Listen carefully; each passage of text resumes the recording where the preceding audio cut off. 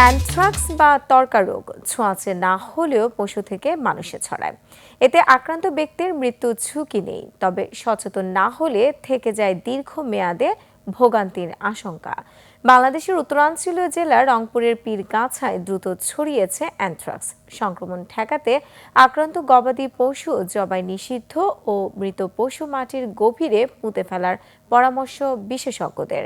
বিস্তারিত আকবর হোসেন সুমনের রিপোর্টে।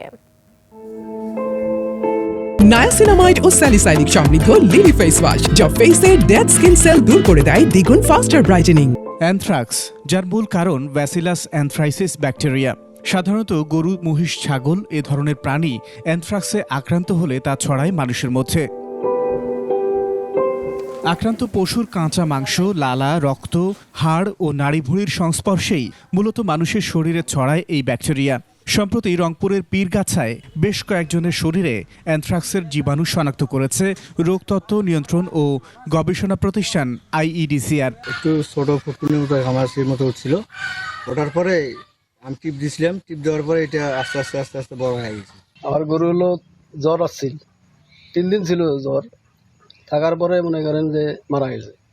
গরুটা আমার 5 মাসের গাভ ছিল। অ্যানথ্রাক্স আক্রান্ত গরু সাশ্রয় বিক্রির ফাঁদে সংক্রমণের বিপদ ডেকে আনছেন ভোক্তাদের। পশু থেকে মানুষের মধ্যে কখন ছড়ায়, কীভাবে ছড়ায়, সেটা হলো যখন ওই যে গবাদি পশুগুলো যখন তারা লালন পালন করছে, সে চামড়া থেকে বিভিন্ন জায়গা থেকে কিন্তু পশু থেকে মানুষের মধ্যে ছড়ায়। এটা হলো যে ব্যাসিলাস দিয়ে হচ্ছে ব্যাকটেরিয়া যারা জীবাণু, এবং এই স্পোরটা কিন্তু মাটিতে অনেক দিন পর্যন্ত দীর্ঘদিন জীবিত থাকে। হ্যাঁ, এটা কিন্তু দেখা যাচ্ছে যে এক পর্যায়ে পশু থেকে মানুষেরও হচ্ছে, তাহলে কিন্তু অবশ্যই যে কোনো রোগটা কিন্তু আমাদের প্রতিরোধ করা দরকার। গবাদি পশু যে অসুস্থ হয় সেটাকে জবাই করে তার মাংস খাওয়া যাবে না, তাকে চিকিৎসা করতে হবে, এবং যদি সে মারা যায় তাকে গভীর মাটিতে গর্ত করে দিতে হবে, গর্ত করে ধামা চাপা দিতে হবে, গর্ত চাপা দিতে হবে, কারণ এই মরদেহ থেকেই রোগটা ছড়াতে পারে। আইইডিসিআরের এই সাবেক প্রধান বৈজ্ঞানিক কর্মকর্তা আশ্বস্ত করলেন, অ্যানথ্রাক্স ছোঁয়াচে নয়, তবে দীর্ঘমেয়াদে ভোগান্তির। যদি কেউ আক্রান্ত হয় তার চামড়ায় ফুসকুড়ি দেখা যাবে, সেটা বুকের উপরে হতে পারে, হাতে হতে পারে, বা পায়ের অনাবৃত অংশে হতে পারে, গলায় বা পিঠে হতে পারে।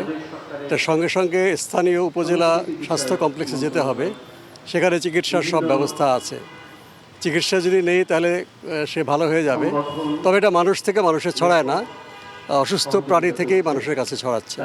গরু মহিষ লালন পালনকারী ও ব্যবসায়ীদেরও সচেতন হওয়ার পরামর্শ বিশেষজ্ঞদের। আকবর হোসেন সুমন, 21 টেলিভিশন, ঢাকা।